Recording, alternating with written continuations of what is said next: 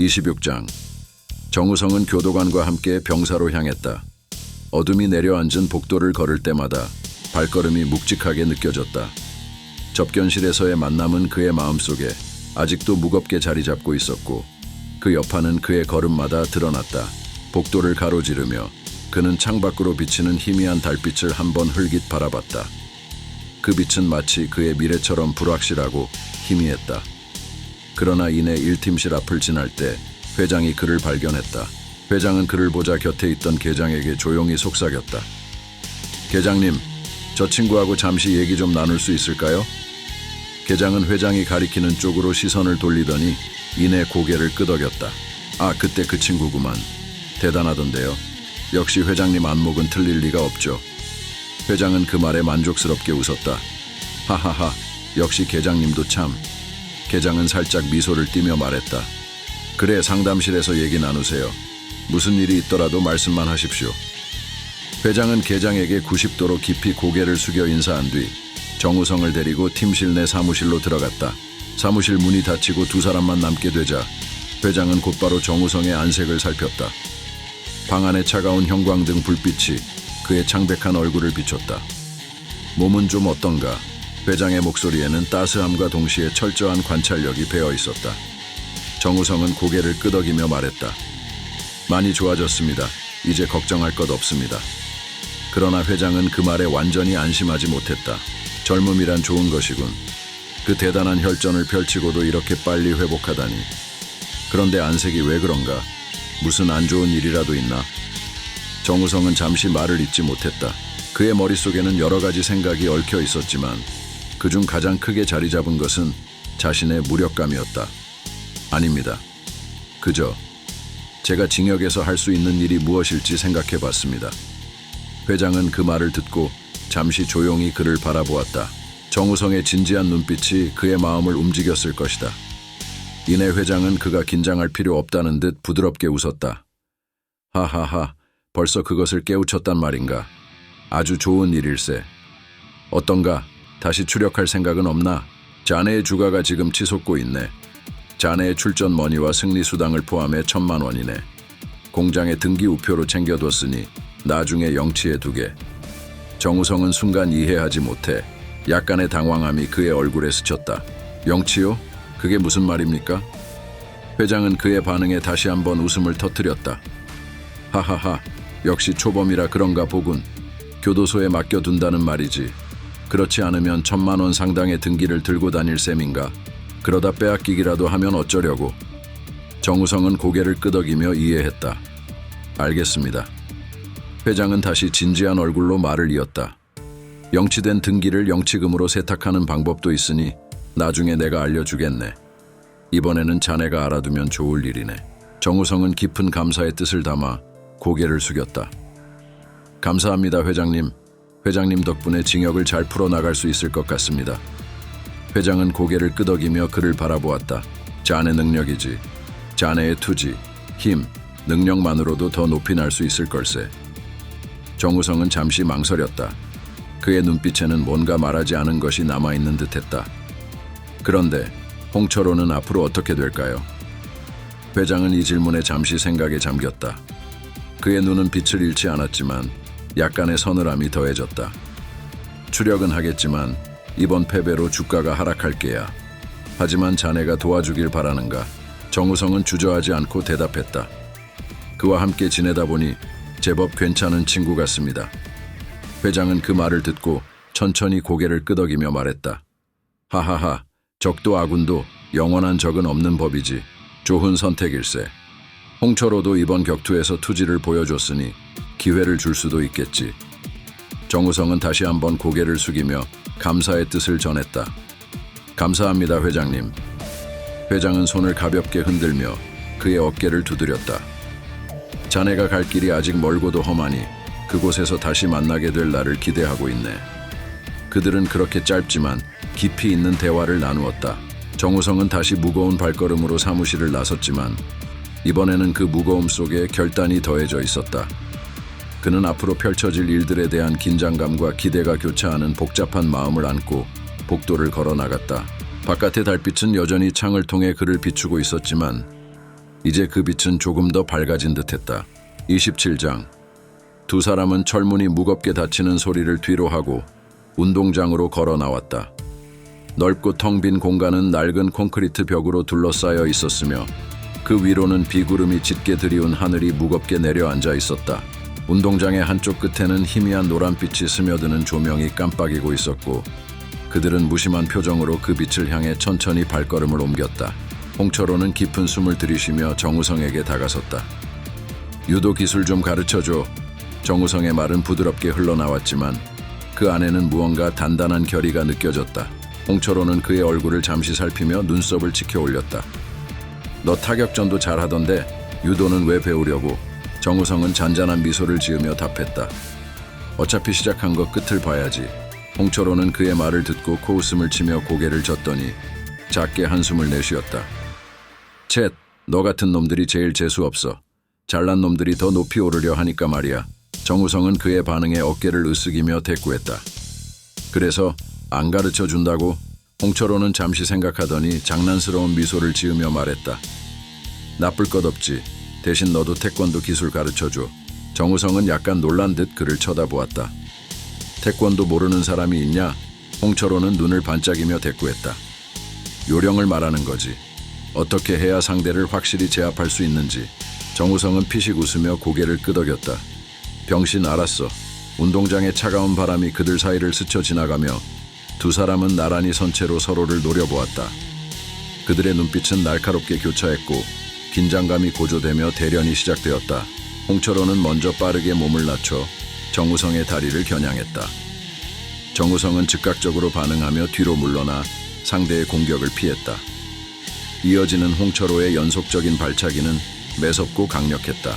발끝이 공기를 가르고 휘몰아칠 때마다 작은 먼지 구름이 운동장 바닥에서 일어났다. 정우성은 공격을 피하면서도 상대의 움직임을 눈으로 추적했다. 그가 노리는 순간은 짧았지만 확실했다. 홍철호의 발이 살짝 높게 들린 순간 정우성은 몸을 돌리며 그의 허리를 잡아차해 어깨 너머로 넘겼다. 그러나 홍철호는 곧바로 몸을 틀어 중심을 잡으며 착지했다. 좀 더 빠르게. 그렇지 않으면 내 기술을 따라올 수 없어. 홍철호가 자신감 넘치는 목소리로 말했다. 정우성은 잠시 숨을 고르며 눈을 가늘게 뜨고 그를 노려보았다. 넌 아직 내가 전부를 보여줬다고 생각하나 보네. 이 말에 홍철호는 미소를 지으며 다시 공격을 시도했다. 이번에는 정우성이 몸을 숙이며 그의 허리를 노렸다. 홍철호는 이를 간파하고는 옆으로 몸을 빼며 정우성의 목을 잡아챘다. 그러나 정우성은 이를 예상한 듯 재빠르게 몸을 틀어 홍철호의 균형을 무너뜨리려 했다. 두 사람은 마치 춤을 추듯 끊임없이 공격과 방어를 주고받으며 대련을 이어갔다. 정우성의 유도 기술은 상대의 힘을 이용해 그의 중심을 흔드는 데 특화되어 있었고 홍철호의 태권도 기술은 민첩한 발놀림과 강력한 킥으로 상대를 제압하려 했다. 그들은 한동안 치열하게 대련을 이어갔지만 어느새 서로의 숨소리가 거칠어지고 있었다. 홍철호는 잠시 숨을 고르며 정우성을 바라보았다. 우리가 이렇게 싸우는 이유가 뭘까? 정우성은 그의 질문에 잠시 생각에 잠겼다. 아마도 살아남기 위해서겠지. 그래, 살아남기 위해서. 그게 우리에게 주어진 유일한 선택이니까. 홍철호의 말에는 무겁고도 깊은 울림이 있었다. 내 연참 성가신 상대야. 정우성이 말하자 홍철호는 짓궂게 웃으며 답했다. 너도 만만치 않아. 28장. 정우성의 눈은 날카로웠다.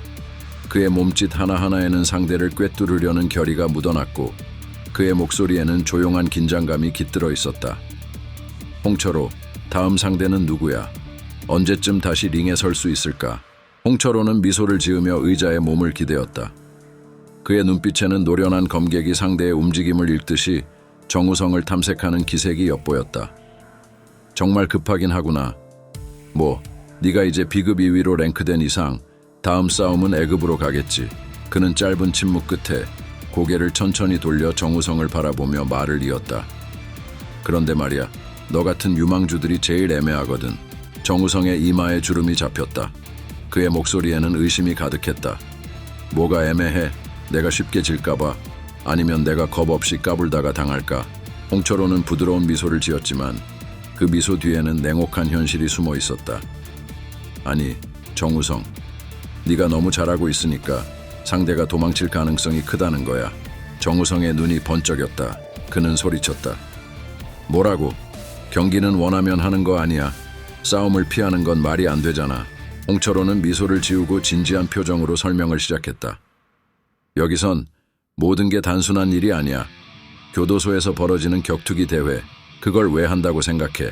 정우성은 잠시 멍하니 그를 바라보다가 고개를 갸웃하며 되물었다. 왜 하는데? 홍철호는 그의 어리석음을 비웃듯 코웃음을 치며 답했다. 돈 때문이야. 여기서 벌어지는 모든 시합은 돈이 걸려있지. 그 돈이 어떻게 굴러가고 있는지 생각해봐. 근무자들, 경기를 주최하는 사람들, 다들 거기서 한 몫을 챙기고 있는 거야. 그럼 가장 중요한 게 뭔지 알아? 정우성은 잠시 생각에 잠겼다가 어깨를 으쓱하며 말했다. 글쎄 모르겠어. 홍철호는 고개를 끄덕이며 차분한 목소리로 대답했다. 판돈이 커야지. 인기가 있어야 사람들이 돈을 걸지. 그런데 네가 너무 잘하면 상위 랭커들은 네 상대를 꺼려 할 거야. 이익이 없거든. 그게 네가 지금 마주한 현실이야. 정우성은 깊은 한숨을 내쉬며 고개를 숙였다. 그럼 난 언제 다시 싸울 수 있는 거야? 홍철호는 고개를 들어 그의 눈을 바라보며 말했다. 상위 랭커들은 너와 싸우기 꺼려 할 거야. 득이 없으니까. 그럼 네가 할 수 있는 건 방어전을 치르는 거지. 하위 랭커들, 신인들과 싸우는 거야. 정우성은 그제야 상황을 이해한 듯 고개를 끄덕였다. 아, 그때 반장이 바로 넘기지 말라는 말도 그런 의미였구나. 홍철호는 얼굴을 찌푸리며 소리쳤다. 젠장, 반장이 그랬단 말이야. 날 무슨 애송이로 보고. 정우성은 당황한 얼굴로 그의 어깨를 툭 쳤다. 야, 뭘 또 그렇게 화를 내냐. 홍철호는 불쾌감을 참으며 투덜거렸다. 됐어. 정우성은 조심스럽게 물었다. 그럼 방어전을 치르려면 어떻게 해야 해? 철호는 짧게 대답했다. 반장이랑 얘기해봐. 방어전 잡아주고 수수료를 좀 떼겠지. 정우성은 어이없다는 듯 고개를 저으며 한숨을 내쉬었다. 뭐가 다 돈이야. 경기 뛰려면 돈 내고 이겨도 돈이 걸리고. 홍철호는 냉소적으로 웃으며 말했다. 이기면 네가 다 먹잖아. 이번에 수당 1,000만 원 챙겼잖아. 그런데 부족해? 정우성은 억울한 표정으로 대답했다. 아니, 그건 아니야. 홍철호는 마지막으로 의미심장하게 한마디 덧붙였다. 사회랑 똑같아. 돈이 있어도 모든 걸 해결할 순 없어. 여기서도 마찬가지야. 그렇게 두 사람의 대화는 끝이 났다.